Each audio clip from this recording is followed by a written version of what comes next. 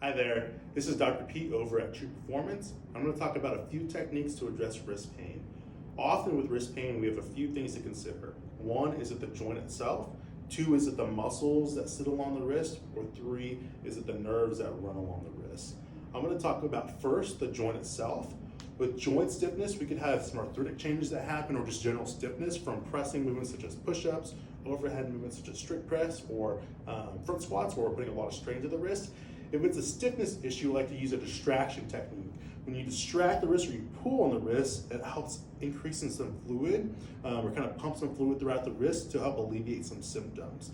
If that doesn't get the job done from pulling, I like to use a band to give some assistance with that distraction. So what I'll do is I'll loop my hand through the band, add a little bit of pressure through here, maybe 2 times for the loop, and then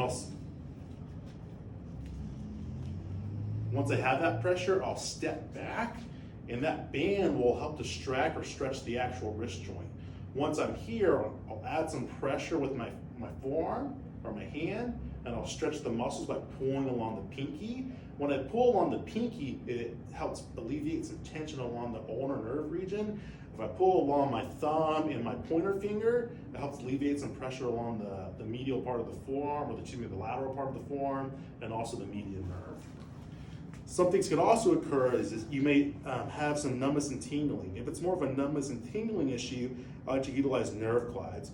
Nerve glides, they like to move and slide throughout the body, so if they're in one spot for too long, it can lead to some tissue irritation. One nerve glide is going to be an ulnar glide, where you're going to drive your elbow up, get your pinky to the side of your face, and drive up and down, and that'll stretch that nerve that runs through here. Second thing you could consider is if it's tightness along the lateral part of the forearm called your median nerve, you're going to extend your elbow out, floss your wrist up. You're going to go back and forth 10 to 15 reps.